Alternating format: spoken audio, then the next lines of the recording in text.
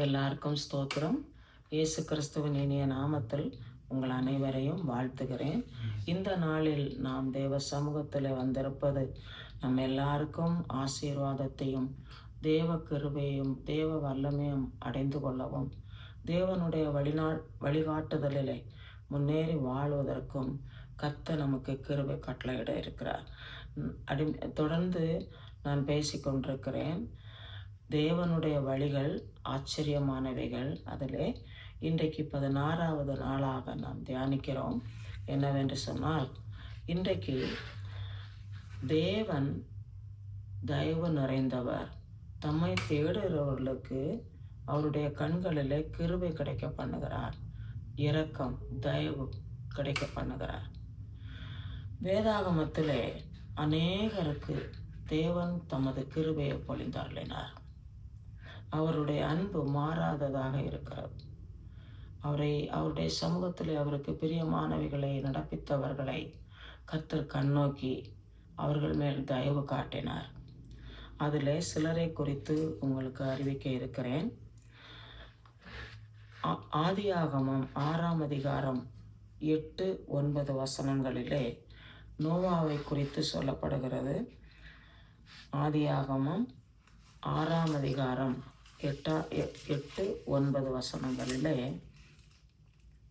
நோவாவுக்கோ கர்த்தருடைய கண்களிலே கிருபை கிடைத்தது. நோவா நீதிமானும் உத்தமனுமாய் இருந்தான். தேவனோடு சஞ்சரித்து கொண்டிருந்தார். தேவனோடு இணைந்து வாழுகிற ஒரு வாழ்க்கை தேவ கிருபை பெறுவதற்கும் அவருடைய கண்களிலே தயவு கிடைக்க பெறுவதற்கும் காரணமாக அமைகிறது. அடுத்தபடியாக யோசேப்பை குறித்து சொல்லுகிறேன். யோசேப்பு ஆதியாகமம் 39ஆம் அதிகாரம் 4ஆம் வசனத்தை வாசிக்கிறேன். ஆதியாகமம் 39 4வது வசனம்.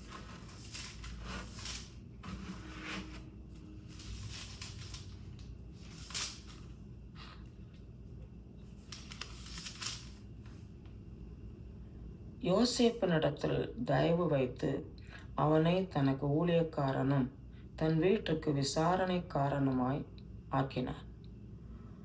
தனக்கு உண்டானவைகள் யாவையும் அவன் கையில் ஒப்புவித்தான். இது யோசேப்பு போத்திப்பாருடைய வீட்டிலே அடிமையாக விற்கப்பட்டு கொண்டு செல்லப்பட்ட போது அந்த போத்திப்பாருடைய கண்களிலே தயவு கிடைத்த வார்த்தையை குறித்து இந்த வசனத்திலே பார்க்கிறோம். இதில் 21வது வசனம், ஆதியாகமம் 39:21 நாம் என்ன பார்க்கிறோம் என்று சொன்னால், கர்த்தரோ யோசேப்போட இருந்து அவன் மேல் கிருபை வைத்து சிறைச்சாலை தலைவனுடைய தயவு அவனுக்கு கிடைக்க பண்ணும்படி செய்தார். போத்திப்பாருடைய வீட்டில் எல்லா பொறுப்பையும் கொடுத்து அவனை அந்த வீட்டுக்கு அதிகாரியாக வைத்திருந்தார். அந்த இடத்துல அந்த போத்திப்பாருடைய மனைவி தீங்கு செய்ய நினைத்ததனால் சிறையில் அடைக்கப்பட்டதை நாம் இந்த அதிகாரத்தில் பார்க்கிறோம். ஆனால் கர்த்தர் யோசேப்போட கூட இருந்து அந்த சிறைச்சாலைக்காரனுடைய கண்களிலும் தயவு கிடைக்க பண்ணினார்.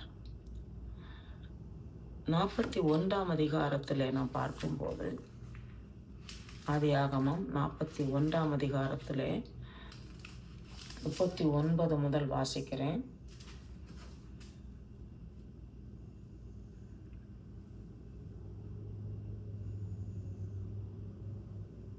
பார்வோன் யோசேப்பை நோக்கி, தேவன் இவை எல்லாவற்றையும் உனக்கு வெளிப்படுத்தி இருக்கிறபடியால் உன்னை போல விவேகமும் ஞானமும் உள்ளவன் வேறொருவரும் இல்லை. யோசேப்புக்கு அப்படிப்பட்ட ஞானம், விவேகம் கர்த்தர் கொடுத்தார். காரணம், கர்த்தருக்கு பிரியமாய் நடந்து கொண்டதினாலே. அது மட்டுமல்ல, பார்வோனுடைய கண்களிலே தயவு கிடைக்க பண்ணி இந்த வசனங்களிலே நாம் வாசிக்கிறோம். எகிப்து முழுமைக்கும் அதிகாரியாக ஏற்படுத்தினார். பார்வோன் சொல்லும்போது சொல்கிறார், நான் சிங்காசனத்தில் மட்டும் உட்கார்ந்து காரியங்களை செய்வேன், உனக்கு எல்லா பொறுப்பையும் ஏற்படுத்தி இருக்கிறேன் என்று சொல்லி 42வது வசனத்தில் சொல்கிறார். அப்படிப்பட்ட அதிகாரத்தை தேவன் யோசேப்புக்கு கொடுத்தார். இன்னும் மோசேயை குறித்து நாம் தியானிக்கும் போது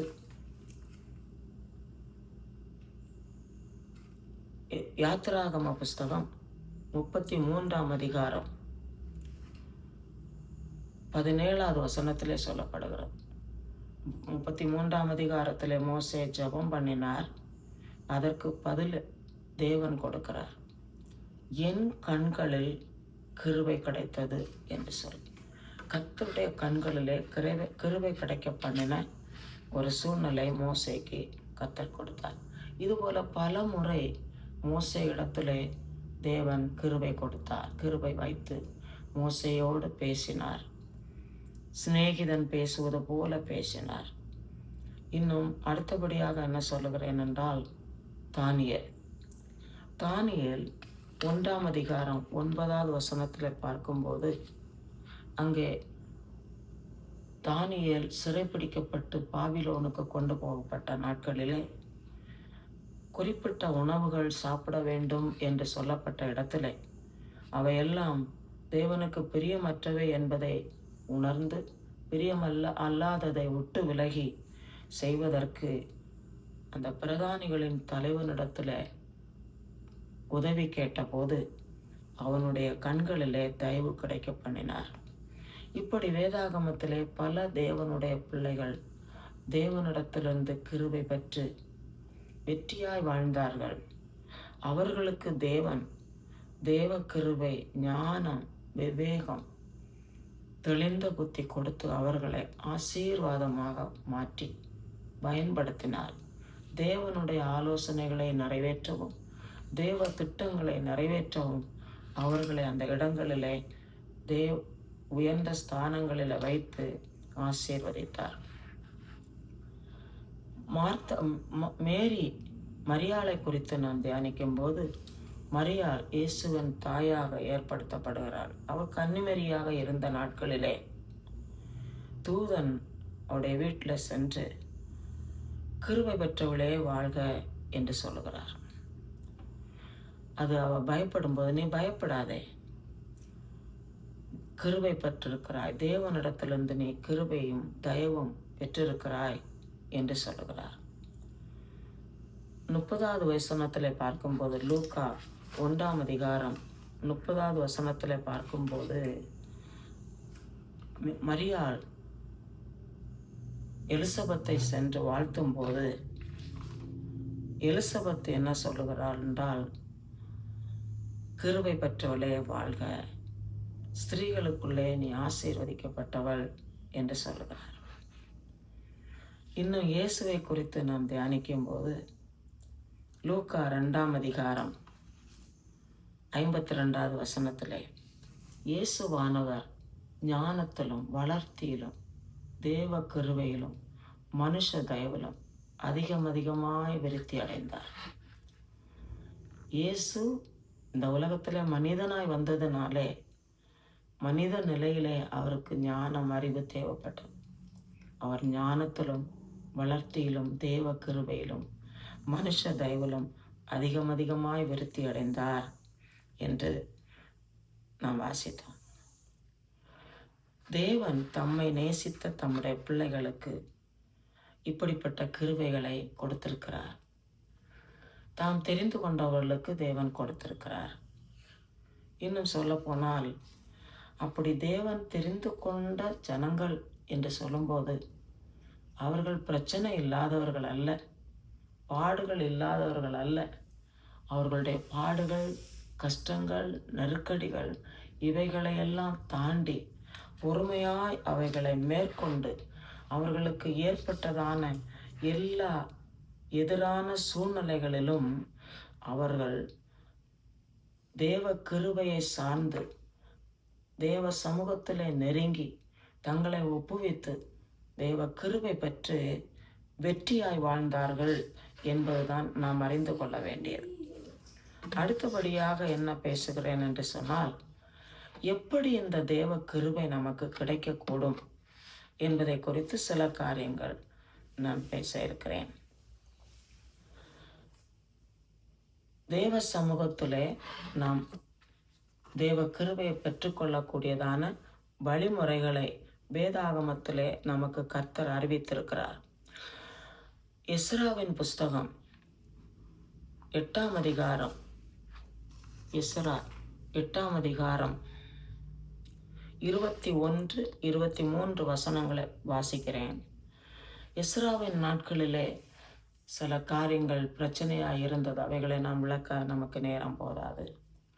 அதற்கு பிரச்சனை வந்த நேரங்களிலே அவர்கள் என்ன செய்தார்கள் என்றால் 21வது வசனத்திலே, நாங்கள் எங்கள் தேவனுக்கு முன்பாக எங்களை தாழ்த்துகிறதற்கும் எங்களுக்காகவும் எங்கள் பிள்ளைகளுக்காகவும் எங்கள் சகல பொருட்களுக்காகவும் செவையான வழிகளை தேடுகிறதற்கும் நான் அங்கே அந்த அகாவா நதி அண்டையிலே உபவாசத்தை கூறுவித்தேன்.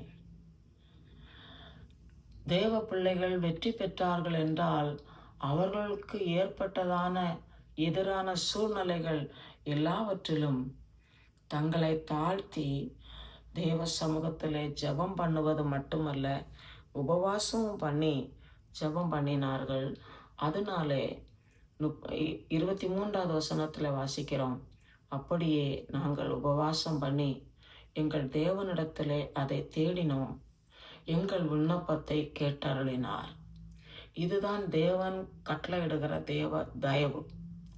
தேவ சமூகத்திலே நாம் விண்ணப்பம் பண்ணும்போது தேவன் தம்முடைய கண்களிலே நமக்கு கிருபை கிடைக்க பண்ணி அந்த சூழ்நிலைகளிலே எப்படி என்ன செய்ய வேண்டும் என்ற ஆலோசனைகள், ஞானம், விவேகம் இவைகளை தந்து நடத்துகிறார் என்று வேத வசனங்களிலே நாம் வாசிக்கிறோம்.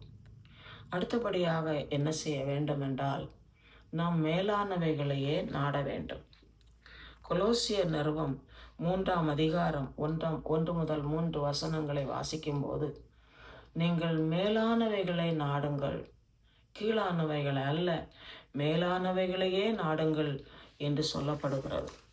இன்னும் நீதிமொழிகளின் புஸ்தகம் 8ஆம் அதிகாரம், நீதிமொழிகளின் புஸ்தகம் 8ஆம் அதிகாரம் 32 முதல் வாசிக்கிறேன். நீங்கள் புத்தியை கேட்டு ஞானமடையுங்கள், அதை விட்டு விலகாதிருங்கள்.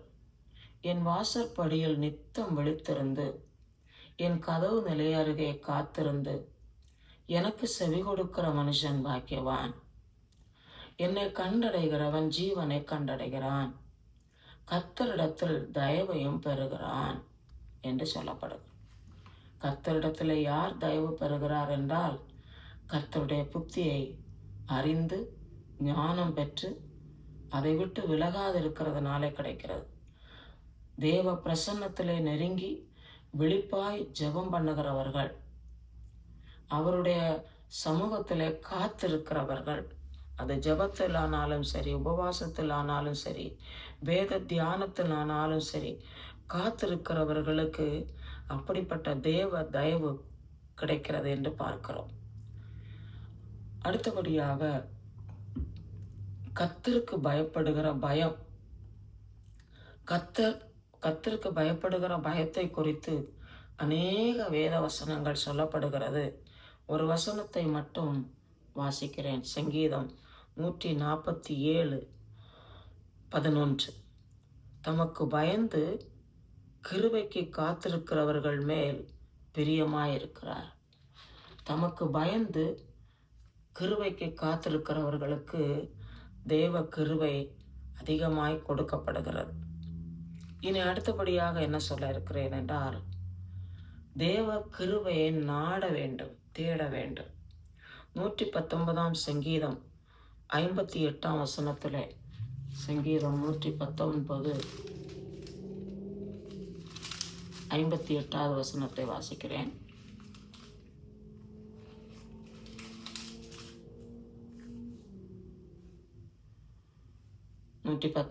சங்கீதம் 58.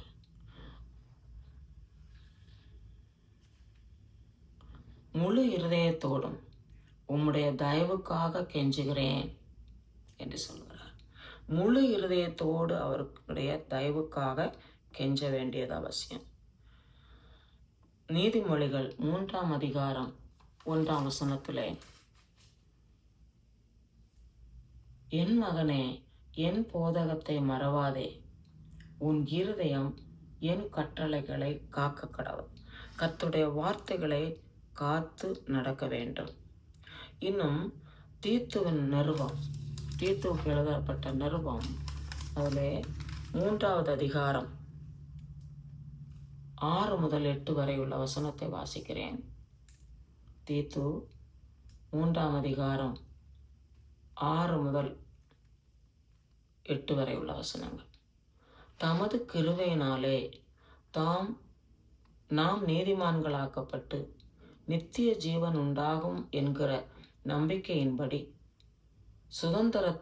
சுதந்திரராகத்தக்கதாக அவர் நமது இரட்சகராக இயேசு கிறிஸ்து மூலமாய் அந்த பரிசுத்த ஆவியை நம்மேல் சம்பூர்ணமாய் பொழிந்தருளினார். இந்த வார்த்தை உண்மை உள்ளது. தேவனிடத்தில் விசுவாசமானவர்கள் நற்கிரியைகளை செய்ய ஜாக்கிரதையாய் இருக்கும்படி நீ இவைகளை குறித்து திட்டமாய் போதிக்க வேண்டும் என்று விரும்புகிறேன். ஜாக்கிரதையாய் இருக்க வேண்டிய சில காரியங்கள் என்ன என்றால், தேவன் நமக்கு பரிசுத்த ஆவியை சம்பூர்ணமாய் பொழிந்திருக்கிறார். இந்த வார்த்தை உண்மை உள்ளது. அவரிடத்தில் விசுவாசம் உள்ளவர்களாகி நற்கிரியைகள் செய்கிறவர்களாக, இன்னொரு விதத்தில் சொன்னால் ஆவியின் கனிகள் நிறைந்த வாழ்க்கை வாழ்ந்து ஜாக்கிரதையாய் இருக்கும்படி போதிக்கப்பட வேண்டும். நாம் அறிந்தவர்கள் பிறருக்கு போதிக்க கடமைப்பட்டவர்கள். இதனாலே நமக்கு தேவ கிருபை பெறுகிறது, கேட்கிறவர்களுக்கும் தேவ கிருபை பெறுகிறது. அடுத்தபடியாக தேவனுடைய பார்வையிலே உண்மை உள்ளவர்களாய் இருக்க வேண்டும். நீதிமொழிகளின் புஸ்தகம் 3ஆம் அதிகாரம் 3 முதல் 5 வரை உள்ள வசனங்களை வாசிக்கிறேன். நீதிமொழிகள் 3ஆம் அதிகாரம் 3 முதல் 5 வரை. கிருபையும் சத்தியமும் உன்னை விட்டு விலகாதிருப்பதாக. நீ அவைகளை உன் கழுத்திலே பூண்டு அவைகளை உன் இருதயமாகிய பலகையில் எழுதிக்கொள். அதனால் தேவனுடைய பார்வையிலும் மனுஷருடைய பார்வையிலும் தயையும் நற்புத்தியையும் பெறுவாய். உன் சுய புத்தியின் மேல் சாயாமல் உன் முழு இருதயத்தோடும் கர்த்தரில் நம்பிக்கையாயிருக்க வேண்டும். உன் வழிகளிலெல்லாம் அவரை நினைத்துக்கொள். அவர் உன் பாதைகளை செவை பண்ணுவார். தேவனுடைய பார்வையிலே மனுஷருடைய பார்வையிலே நாம் கிருபை பெறுவதற்கு என்ன அவசியம் என்றால், கிருபை சத்தியம் நம்மை விட்டு விலகாதபடிக்கு காத்து கொள்ள வேண்டும். அவருடைய வார்த்தைகளை நம்முடைய இருதயமாகிய பலகையிலே எழுதி கொள்ள வேண்டும். அநேக வசனங்களை நாம் மனனம் பண்ணியிருக்கிறோம். பண்ணாவிட்டாலும் மேலும் எத்தனை வார்த்தைகள் நமக்கு ஆண்டவர் பேசுகிறாரோ அவைகளை நாம் மனனம் பண்ணி அவைகளை நம்முடைய இருதய பலகையிலே பதித்து கொண்டால் சுயம் நம்மை மேற்கொள்ளாது.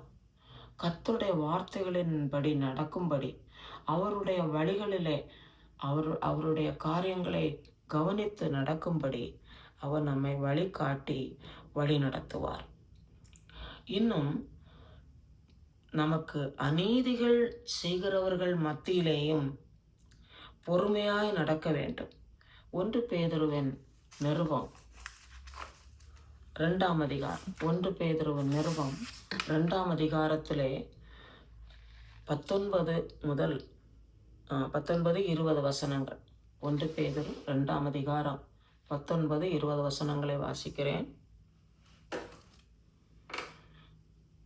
ஏனெனில் தேவன் மேல் பற்றுதலாயிருக்கிற மனசாட்சி நிமித்தம் ஒருவன் அநியாயமாய் பாடுபட்டு உபத்திரவங்களை பொறுமையாய் சகித்தால் அதுவே பிரீதியாய் இருக்கும். ஆதினால் அப்போஸ்தல நாட்களிலே அநேக உபத்திரவங்களினோடே தெய்வ மக்கள் கடந்து சென்றார்கள். அநேக இரத்த சாட்சிகளாய் மாறினார்கள். இந்த பேதுரு கூட இரத்த சாட்சி தான். அவர் எழுதும்போது அநியாயமாய் பாடுபட்டு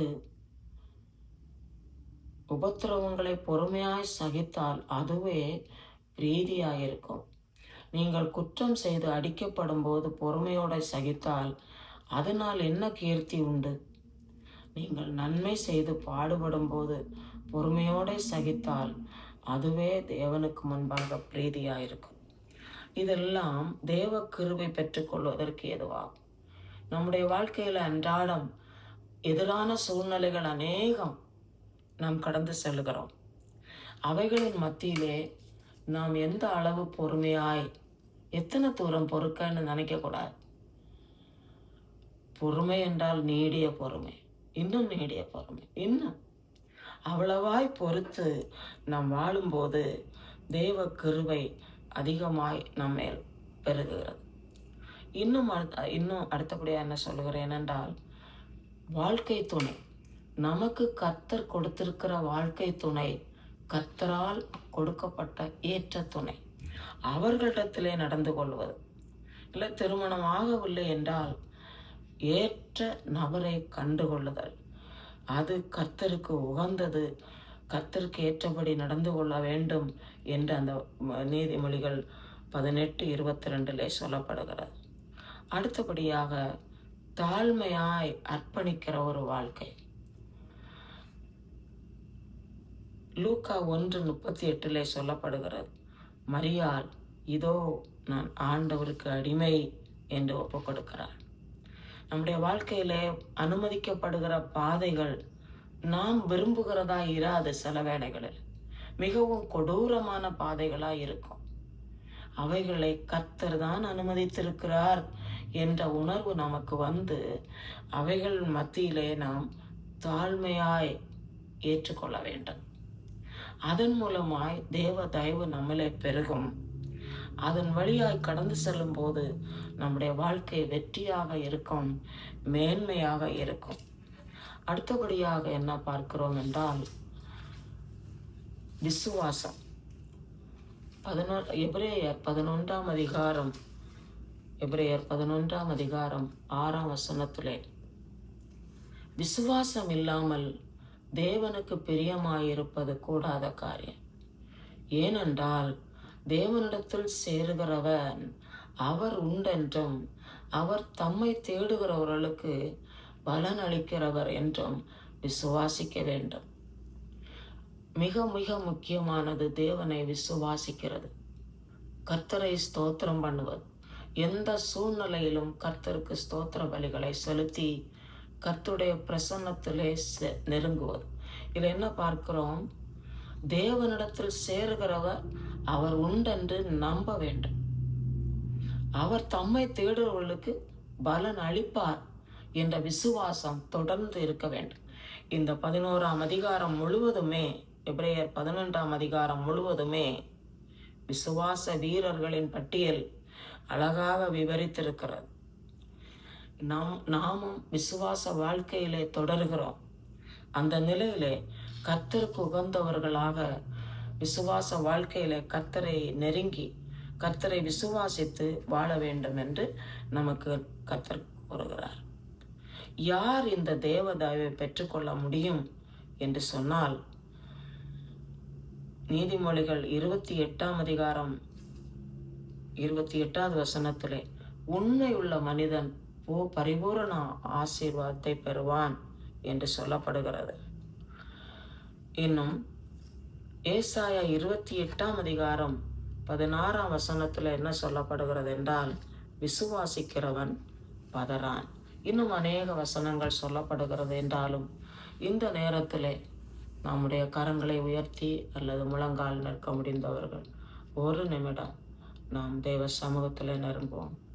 கர்த்தர் எவ்வளவு மேன்மையும் மகத்துவமானவர்.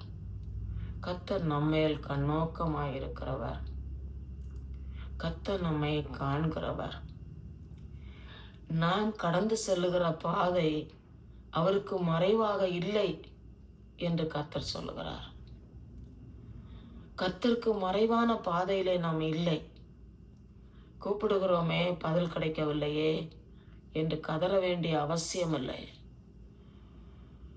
முடிந்த அளவுக்கு பொறுமையாய் தாழ்மையாய் ஜெபம் பண்ணி அர்ப்பணித்து நேரங்கள் தேவ சமூகத்திலே உபவாசத்திலும் அர்ப்பணிப்பிலும் செலவிடும் போது தேவன் குறித்த நேரத்திலே தகுந்தபடியாக வெற்றியாய் நம்மை நடத்துகிற பயங்கரமான கர்த்தராய் இருக்கிறார்.